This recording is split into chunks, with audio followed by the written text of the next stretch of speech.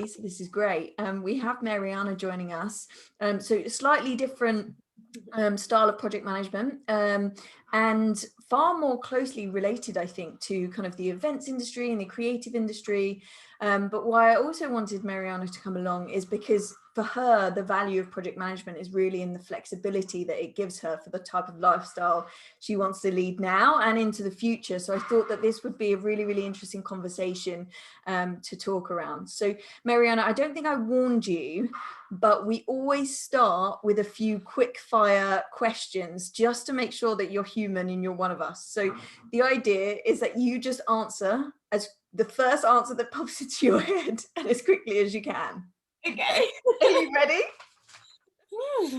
Yes. Yeah, they're good questions. What was your favorite age? 30. Oh, what was it about 30? I feel like everything just starts getting into place. So like independence, good salary, managed to start traveling on my own, got a lot more confidence. It was kind of, my 20s were awful. So as soon as I got to my 30, I'm like, I'm good. Yeah, I've got this. What would we find on your nightstand? Books, a Kindle, and a glass of water. Ah, I'm looking sensible. And give us a snapshot of an everyday small joy for you. Coffee. Oh, coffee. That first cup is just the best. It reaches the soul. You are totally one of us. You are definitely one of us. Okay. So what I'll do, Mariana, I'll hand over to you and you can share a bit about your story and your project management experience. And then after we have just a general chit chat, we have an opportunity for people to ask questions or take any kind of highlights. So I'll hand over to you. So in terms of project management, I don't think I really realized what project management was until I start working at my first university, actually with Jay. That's how we met. So Jay was my first manager. Um, and I did do a bit of project management when so I'm from Portugal originally. Sorry, like I completely skipped an entire like bit of my history there.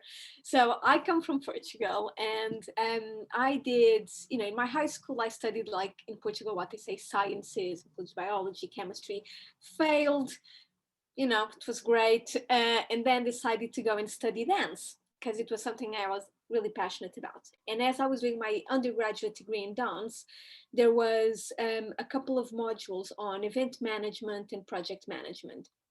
And that was my first experience. I didn't realize I was good at it when I was at university. They kind of they throw you under the bus. It's almost like they want you to fail. And then I came to the UK to do my master's degree, and eventually got my first job at the student union at Brunel University with Jay.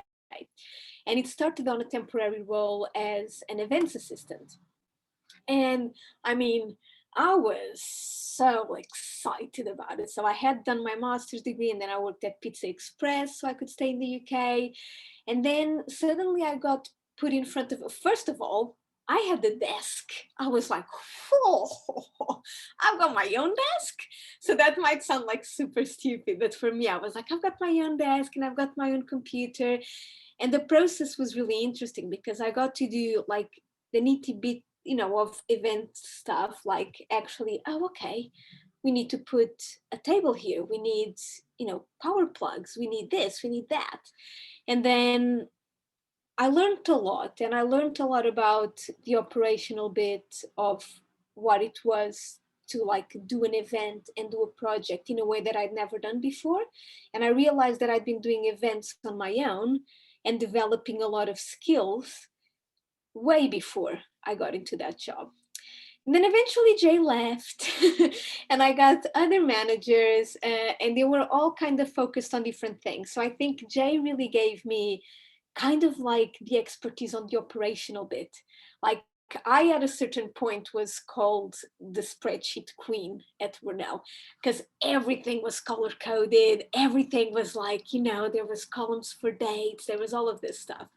And then I got a manager that focused, her focus was very much on marketing and comms, still project management, but with a focus on marketing and comms.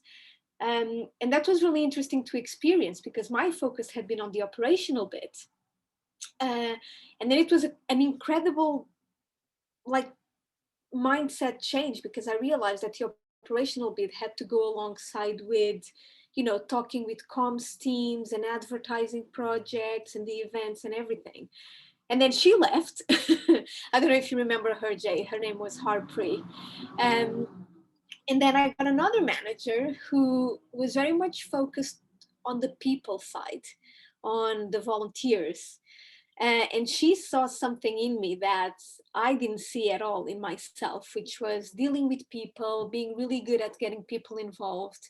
And that's how I kind of got to where I am today. So I am currently a volunteering and civic engagement manager at the University of West London. But if it hadn't been for that manager that, at the time I said, I want to go and do prints too.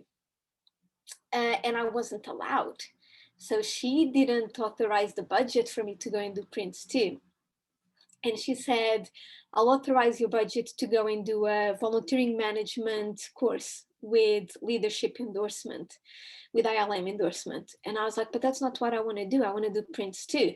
She was like, yeah, but not this year. You're not going to do prints too this year.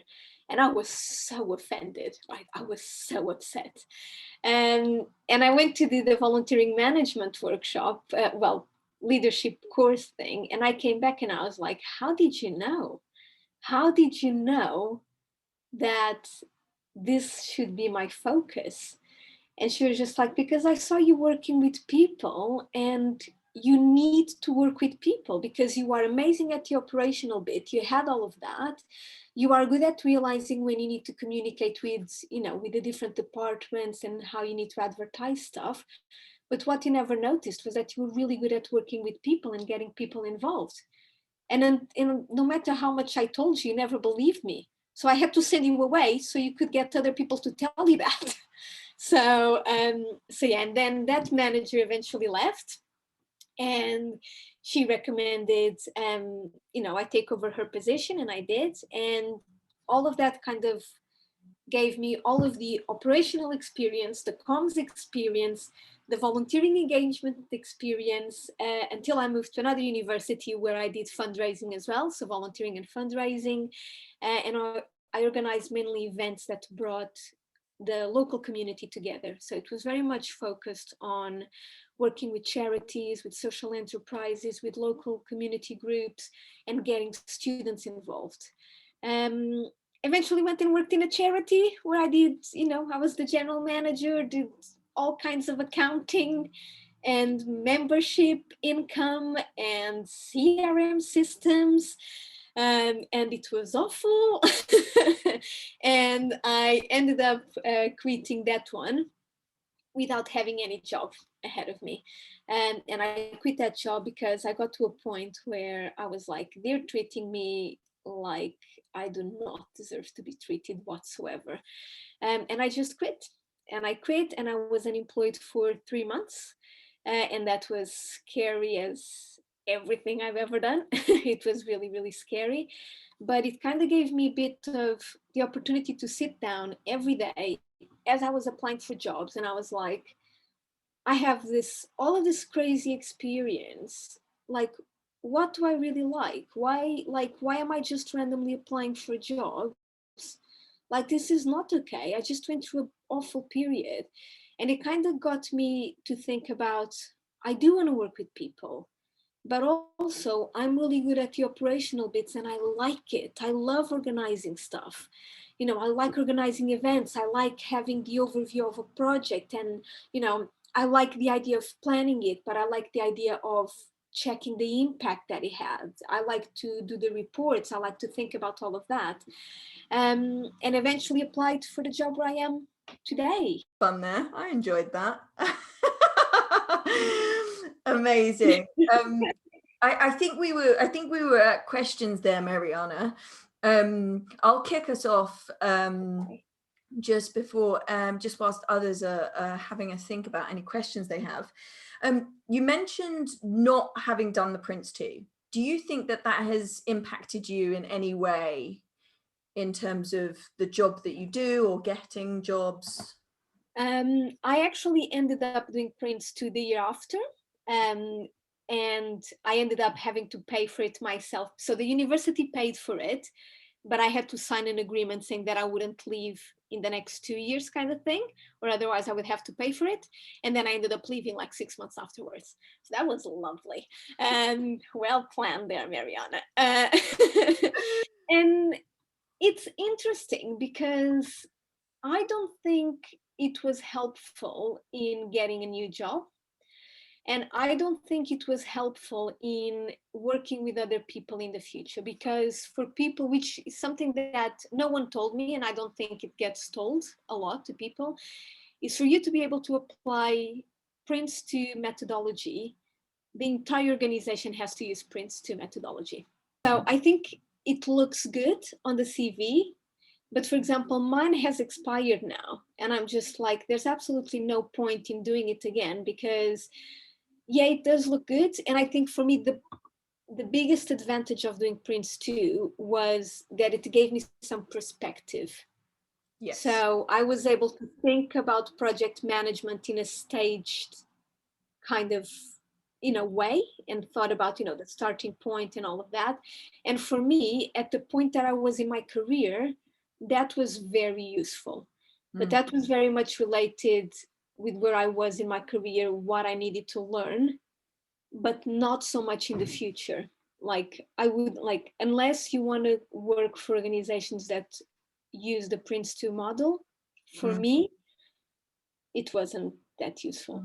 I agree. I think I've done a few project management kind of courses and kind of read a lot about it, and actually I don't use one model, and I don't think many project managers do.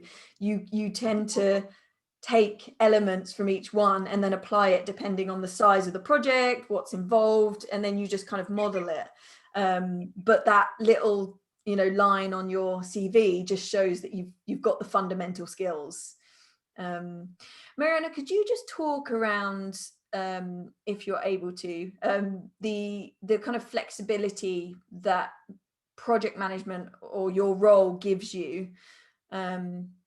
She has frozen, so she might not. I have to just speak on it. Okay, I'm going to speak for you. So Mariana, from what I understand, she does the kind of volunteering project management / events role. So I know many people kind of had the question of like, is it just IT? Is it just construction? And this is kind of definitely why I wanted to bring Mariana on here, because her role encapsulates events and the people side of volunteering, and then the project management as part of a university. So it is another option. But the benefit, I think, particularly for Mariana, is that she gets to travel for like 1 month in the year. And more recently, she's been able to kind of work from Portugal whilst the university is in the UK. So kind of for her, it's been valuable in terms of the lifestyle she's trying to create. So not, potentially not perfected it yet, but project management is allowing her to have that flexible lifestyle where she's kind of able to work, some part of the year and then not in others, or potentially, work from Portugal, whereas, the university is in the UK. So I think that flexibility is, it can be quite a desirable option. Now I think like what I had to do, and this kind of like, looking at Sanita's question in there as well, my job didn't really have that included in the role. So it was never going to be a flexible working kind of role. But I think because I'm so methodical and, I had to kind of prove myself a bit in a way that, I have led my entire team into working with me and realizing that we work throughout a year but there are peaks, especially when you work at university. There's definitely peaks. So summer is very quiet, you know, between September until beginning, middle December. It's crazy. It's absolutely crazy. Freshers Week, volunteering fairs, Christmas projects, community organizations, fundraising months like October. You know, it's crazy. It's mental. And I was kind of just, because of my project management experience, I was able to literally look into the department and what the department does and almost create like this 3-year plan. Usually because a student comes in, they do first year, second year, third year, look into that, and then kind of keep showing my manager, so this is our peak activity. This is how we're going to organize this project. This is when we're going to do these events. This is when we're going to recruit. This is when we're going to do the reporting. Whilst we're doing the reporting on this one, we're already starting on this one. And I was kind of being able to say, there's like this really quiet moment from mid-December to mid-Jan where I could really do with going away. And as I started doing that, I would literally come back in January, and I kid you not, like my energy, like my motivation, my, you know, new ideas, because I'd be talking with different people, experiencing different cultures. Like it was crazy. I'd literally come back mid-January and I was like, I don't want to quit anymore. I'm so happy now. Let's do it. And it happened the same this year with, you know, COVID-19 for me was quite good in a lot of aspects, as in I was in Portugal for 2 months. And it was interesting because I thought there was a bunch of stuff that I wanted to do in Portugal. And now I'm like, I might not want to be in Portugal for 2 months or 3 months every year. I might just want to go to Asia and work from like South America or whatever it is. So now I get to explain to my manager why that's possible, because I do my entire planning during those months. And to plan, you don't need to be there, kind of thing. So yeah, it's been really interesting.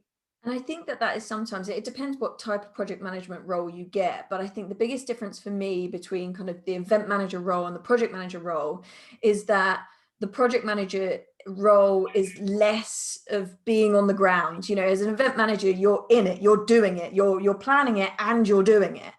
Whereas I find the majority of project management roles are about you doing the planning, the coordination, the strategy, aligning that with the business, and kind of getting all of that together. So your role is less required to be on the ground doing. So that's where the majority of people I speak to, why they love being in this industry, is that it does allow them that flexibility of being wherever they need to be. And then they you know, they either travel into London once or twice when required. But that for me personally was a benefit, because I kind of started getting a bit tired about being the one on the ground doing.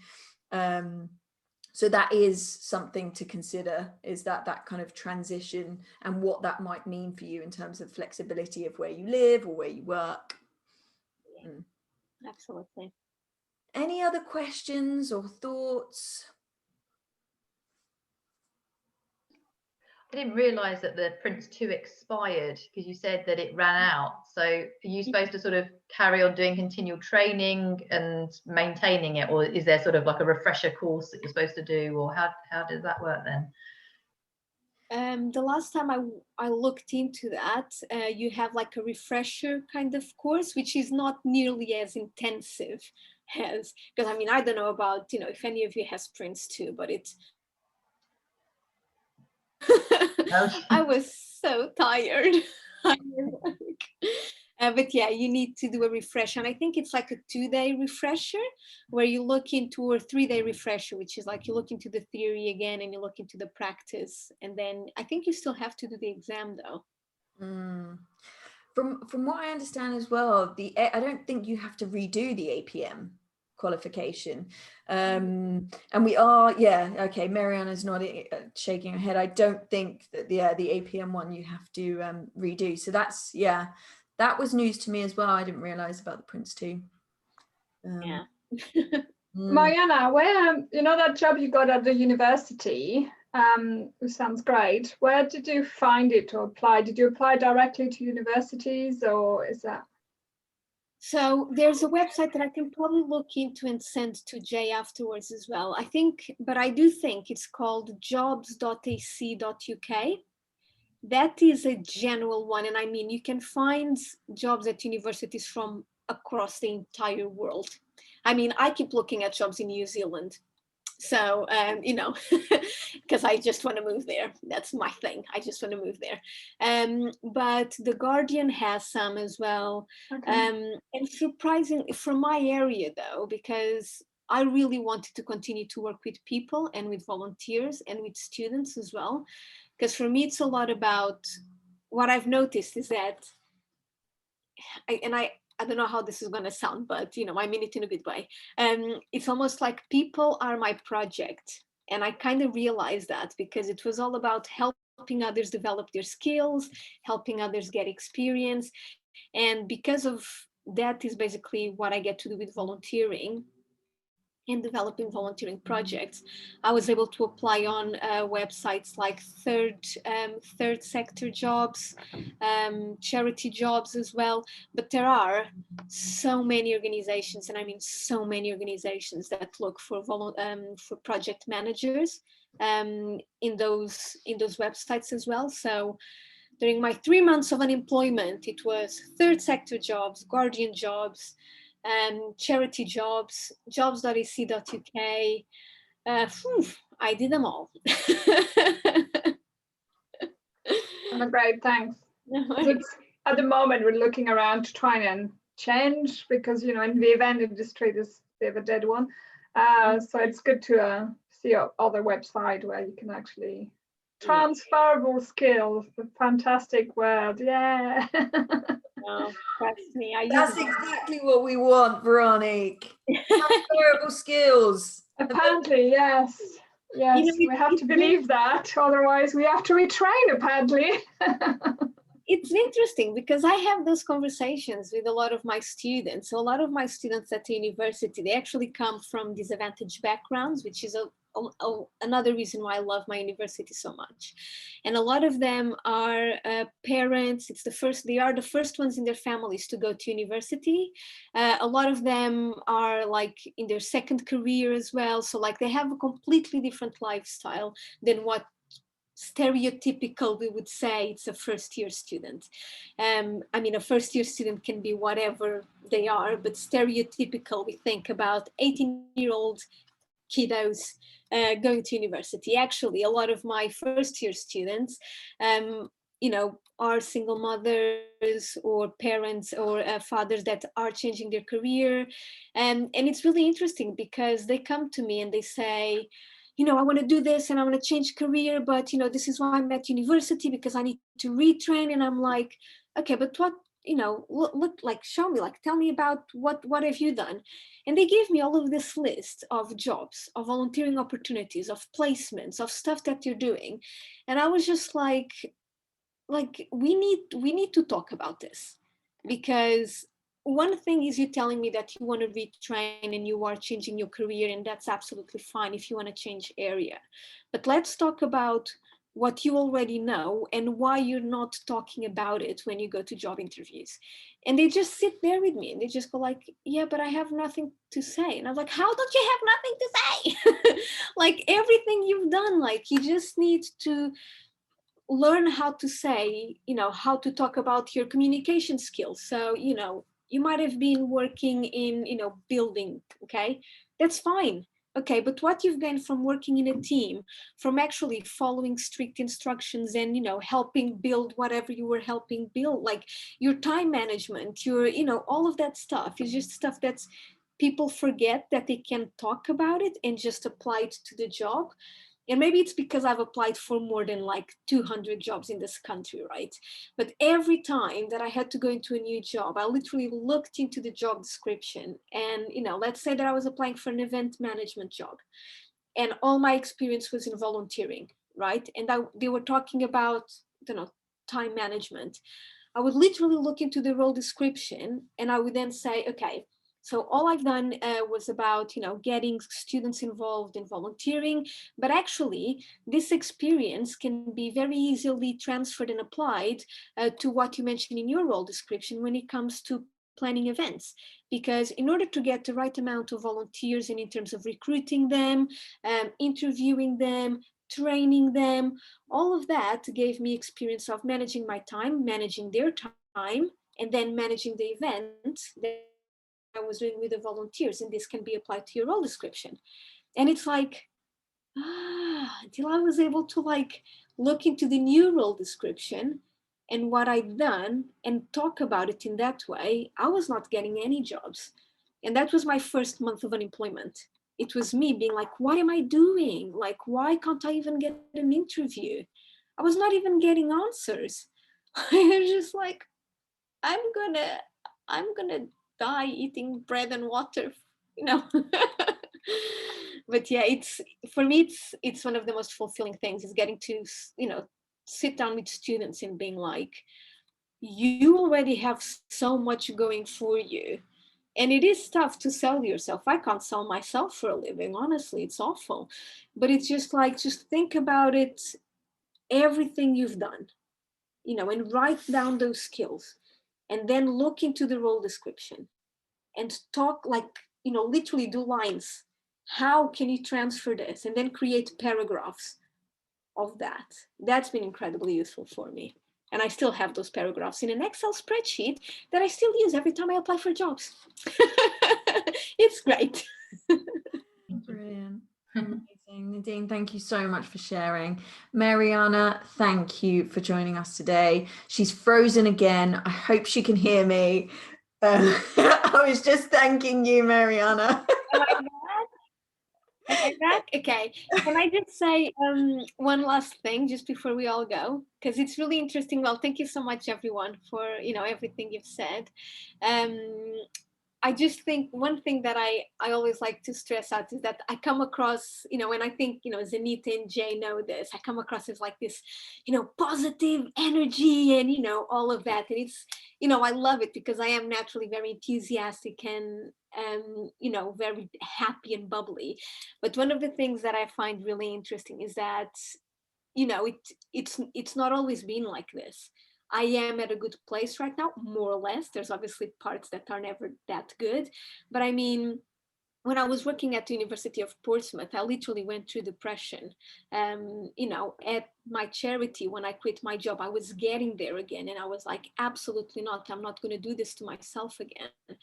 And it was very much, I think my internet is freezing again. So just, can you hear me? We can still hear Okay. you. Okay. So, but another thing that I want to mention, obviously, I will vouch for volunteering any day. Okay. And it is my job and I do it, and I love it. But one of the things that I've been doing it since I was 7 years old. And I only realized how much it was giving me now that I have started applying for different jobs or, when I was doing that, because I had never created a flyer until I was a volunteer with an organization. I had never created an event plan before I started as a volunteer at Brunel University. I never realized that I'm really good with video editing until I had to do a volunteering role when someone asked me, can you try to use this software? And I think this is where, I did it on a voluntary basis, but a lot of people just do it on their, spare time. It's like learning how to play the piano or, whatever it is that you do it in your spare time.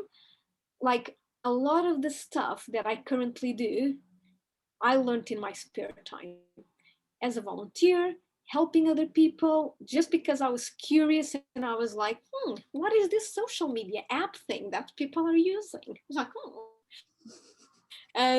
but that doesn't come with, a training stamp. That doesn't come with an official stamp. And if you don't tell it to people, and if you don't show it, if you have some kind of portfolio, but especially if you don't talk about it, they will never know. And that's why there's interviews. If people are curious about your application because you mentioned a bunch of stuff that they didn't even ask for, until you go into the interview and you talk about it, but it's kind of, I'm a full believer that you don't always need a formal stamp on your CV. And in Portugal, and I spent 2 months there, it's mind-blowing because they literally, if you don't have a master's degree, if you don't have this, if you don't have that, you don't even get into, like, you don't even get to send the application. And I'm like, that's a cultural thing. Yeah, it's the same in France though. Yeah, very different here. And yeah, and it's very experience based in the UK. And I keep trying to explain this to people that I got a lot more from my experience than I ever got from any of my education. I'm getting more from these conversations with you than I ever got from any like paid course that I did on the side. But until you're able to talk about it, no one will ever know. So that's what I would recommend. Just look into all of the stuff that you've done.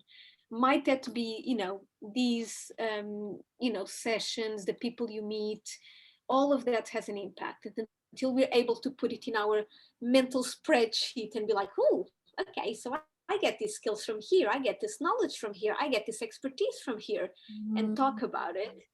You know, no one will ever know. So do That's that. so huge, Mariana, and that was huge for me because I was thinking about, you know, the fact that like just doing these sessions, and you know, I would never have talked about this stuff, but actually like all of that stuff you've been doing on the side, your hobbies, all of those things you could bring in some capacity. That's, yeah, amazing, brilliant. All right, ladies, it was fabulous seeing you all. Hopefully see you next week. Take care. I will send out, if you get our emails, you'll get all the links and so on. I will start posting some stuff on the page as well, like some of the APM course stuff, some of the links or places, job places that Mariana mentioned. Mariana, I just need to get those from you. Yeah. So you'll see that coming up, and maybe see you next week. Okay, amazing. Thank you so much, everyone.